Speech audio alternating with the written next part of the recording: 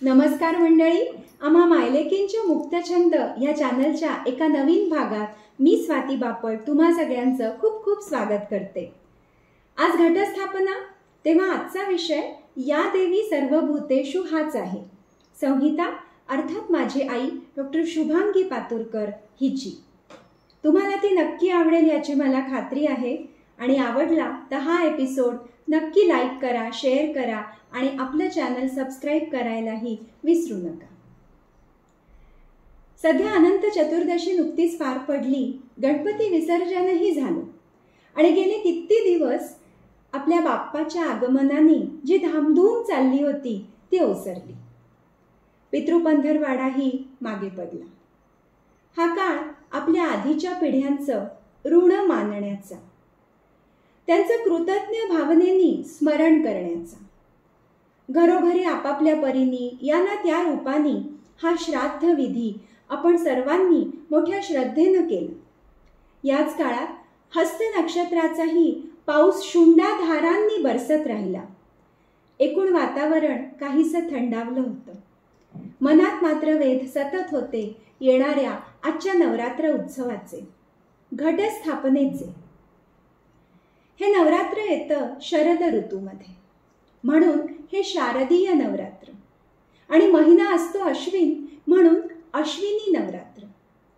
पावसाळा नुकताच संपलेला, सगळीकडे आबादी आबाद झालेली, नद्या, नाले, तलाव, विहिरी, धरणं सगळं भरून वाहिलेलं, आकाश निळं निळं, सगळीकडे सोनेरी पिवळी उन्ह, हवेत गुलाबी गारवा, सगळं वातावरण असं सुंदर आल्हाददायक आणि निसर्गही प्रफुल्लित। अशा वेळी येतं नवरात्र। ज्ञानेश्वरीच्या आरंभी ज्ञानोबा माऊलींनी ओम नमोजी आद्या वेद प्रदीपाद्या जय जय स्वसंवेद्या आत्मरूपा असं म्हणत आद्य स्वसंवेद्य अशा आत्मरूप परमेशाला वंदन केलं आहे, ज्याचं प्रतिपादन साक्षात वेदांनी केलं आहे। तर अशा या आत्मतत्वज्ञाने आपल्या सर्वांच्या सृष्टीची ही निर्मिती केली अशी आपली धारणा आहे।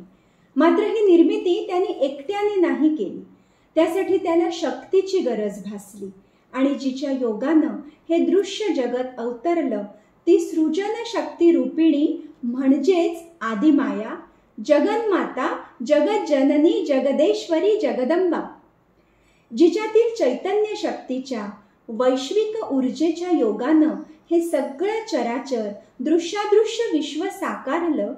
सृष्टीतल्या महान अशा या दैवी विराट शक्ती रूपिणीला मग देवता रूप दिलं गेलं। तिच्याबद्दलची कृतज्ञता व्यक्त करणारे नाना विधी आपण यज्ञ काळापासून निर्माण करत गेलो। ऋषींनी तिची स्तुती करणाऱ्या ऋचा रचल्या। या विधी विधानात वेळोवेळी भर पडत गेली, बदलही होत गेले। काळाच्या ओघात पुढे मूर्तीपूजा आली, मग या शक्तीला मूर्ती रूपात आणून, देवी रूपात आणून तिचं पूजन अर्चन करायचं, तिची उपासना करायची, तिला प्रसन्न करून घ्यायचं आणि मग मुलाबाळांच्या कल्याणासाठी तिचं वरदान मिळवायचं। ही धार्मिक परंपरा हळूहळू सुरू राहिली। तिला हजारो वर्षांची परंपरा आहे आणि आ सेतू हिमालय ती आजतागायत चालू आहे।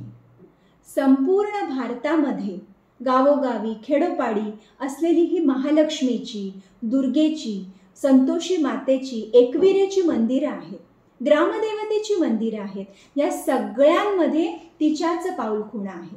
एकंदरीत पाहता हा साक्षात सृजनाचा, नवनिर्माणाचा, वैश्विक ऊर्जेचा, चैतन्याचा, निसर्गातल्या स्त्रीत्वाचा उत्सव आहे। तो जागर आहे। तो समस्त भारतवर्षातील लोक, विशेषतः स्त्री वर्ग मोठ्या उत्साहाने आणि आनंदाने साजरा करतात। अश्विन शुद्ध प्रतिपदेला घटस्थापना होते। एका स्वच्छ सुशोभित पाटावर छोटी परडी, केळीचं पान, ताटली ठेवली जाते। त्यात शेतातली मऊ माती असते, त्यात गहू, जव, हळीव अशा सप्तधान्याची बीजं असतात। मधोमध मातीचा घट, त्यावर कुंकवाची बोटं, स्वस्तिक रेखलेलं असतं। घटात पाणी, त्यात हळद कुंकू, सुपारी, त्यावर आंब्याची किंवा नागवेलीची मांगल्य सूचक पानं, त्यावर श्रीफळ. हा घट त्याची विधीपूर्वक समंत्र स्थापना करायची. समोर नंदादीप लावायचा, समई लावायची आणि मग तो 9 दिवस अखंड तेवत राहील याची काळजी घ्यायची. व्रतस्थ होऊन घंटांचं रोज एक नवी माळ वाहत पूजन अर्चन करायचं. हे त्या सृजन शक्ती रूपिणी देवतेचं अर्चन. तिच्या स्त्रीच्या सृजन शक्तीचंही प्रतिकात्मक रूप. पृथ्वी असेल, आप, तेज, वायू, आकाश या पंचमहाभूतांचा हा मेळ जमला की हिच्यातल्या शक्तीचं योगानं सृजन अवतरतं. हा संदेश देणारा हा मंगलमय जलयुक्त घट, त्यातून नवनिर्मिती होते. परडीभोवतीचं ते धान्य हळूहळू अंकुरून 9व्या दिवशी मोठं होऊन रसरसलेल्या हिरवेपणाने डोलताना दिसतं. डोळ्यादेखत घडणाऱ्या या नवनिर्मितीचं, त्यामागच्या शक्तीचं हे प्रतिकात्मक कौतुक आहे. त्यासाठी तिचं आराधन करायचं, कृतज्ञतेनं पूजन करायचं. घरोघरी ते मनोभावे केलं जातं. सार्वजनिक मंडळातही हा नवरात्र उत्सव मोठ्या उत्साहाने साजरा होतो. साक्षात चैतन्याची त्या घटरूपात प्रतिष्ठापना झालेली असल्यानं हे 9 दिवस मोठ्या उत्साहाने, उल्हासाने, उत्सवाने भरलेले असतात. आपली 3.5 शक्तिपीठं आहेत. कोल्हापुरी असलेली करवीर निवासिनी अंबाबाई महालक्ष्मी, धाराशिव जिल्ह्यातली तुळजापूर निवासिनी तुळजाभवानी, माहूरगडी वसलेली माता रेणुका आणि नाशिक जिल्ह्यातली वणीची सप्तशृंगी. केवळ इथल्याच नव्हे तर गावोगावी खेड्यापाड्यातून असलेल्या देवीच्या देवळांनी या वेळांमध्ये काट टाकलेली असते. त्याची सुंदर रंगरंगोटी होऊन त्यावर नवीन सुंदर झेंडूच्या माळा, फुलं, पानं ती सजलेली असतात. कळसावर नवा ध्वज डौलाने फडकत असतो. भाविकांसाठी टाकलेल्या मांडवात बाया बापड्यांची, लेकरा बाळांना घेऊन झालेली गर्दी असते. देवळाकडे जाणारे रस्ते सुद्धा कनातींनी, मांडवांनी शृंगारलेले, शाकारलेले असतात. रात्रीच्या वेळी रंगीबिरंगी रोषणाईनी चमचमणारे ते दिवे, दुकानं मालानी भरलेली, हळदी कुंकू, ओट्या, नारळ, खण यांच्या विक्रीची चाललेली ती झुंबड, तिच्या रूपगुणाचं, तिच्या महिमा वर्णन करणाऱ्या गाण्यांचं ते ऐकू येत असणारं सगळीकडे भरून राहिलेला तो नाद. गाभाऱ्यात भरजरी शालू नेसलेली, दागदागिन्यांनी सजलेली, समयांच्या त्या सात्विक प्रकाशात तेजाने उजळलेली ती देवी, तिचं ते स्निग्ध वत्सल रूप, तिथला फुला पानांचा, कापराचा, धुपाचा सुंदर संमिश्र सुवास, समोर ओट्यांची, नारळांची रास आणि साक्षात देवीचं ते डोळ्यापुढे साकारलेलं लखलखत रूप, ते बघताना मन सद्गदित होऊन जातं. हात भक्तिभावानं आपोआप जोडले जातात आणि हे रूप डोळ्यात साठवताना डोळे चोलावतात. आपल्या पूर्वापार चालत आलेल्या देवी भागवत असो, देवी महात्म्य असो, अशा पोथ्या पुराणांनी हिचा महिमा वर्णिला आहे. हिचं रूपगुण वर्णन करणारी स्तोत्र रचली आहे.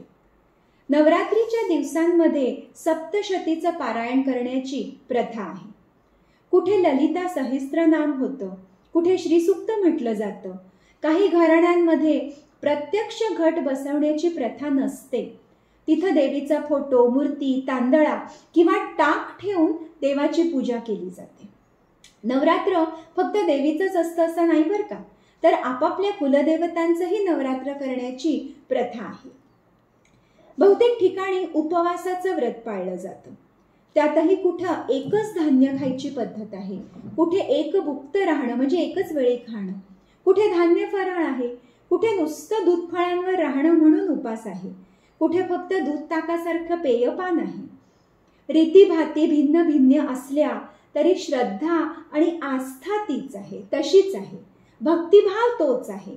कुठे जागरणाची पद्धत, कुठे गोंधळी बोलवून गोंधळ घालण्याची पद्धत, कुठे घागरी फुंकणं, कुठे कुमारिका पूजन, काही घरातून जोगवा मागण्याची रीत असते. ती आजच्या काळातही असोशीनं पाळली जाते. ललिता पंचमीपासून रात्रीच्या वेळी गुजराती बांधवांच्या गरब्याला रंग चढायला लागतो. दुर्गा पूजेच्या निमित्तानं बंगाली लोकांचीही मोठमोठ्या पंडालातून लगबग चालू होते. बंगाली बायका नटून थटून सिंदूर खेळण्याचा आनंद घेत असतात.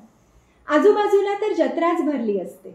लहान मुलं सुद्धा त्यात रंगून गेलेली असतात. ह्या सगळ्यात दिवस कसे भराभर जातात. मग अष्टमीचा होम होतो. पूर्णाहुती साधली जाते. आरती नैवेद्य दाखवून उपास सोडला जातो. नवमीला दशमीला म्हणजे दसऱ्याला देवी सिंहावर स्वार होऊन शिलंगणाला जाते. गावच्या वेशीवर जाऊन परतून येते. मग भक्तांना छान आशीर्वाद देऊन तृप्त करते. अनेक ठिकाणी दसऱ्यांच्या नंतर लळित हा धार्मिक उत्सव करायची प्रथा आहे. त्यानंतरच हा नवरात्र सोहळा संपुष्टात येतो. नवरात्रात देवीला 9 दिवसात 9 रूपात पूजलं जातं. मात्र ती अनेक रूपिणी आहे. ती लक्ष्मी रूपही आहे.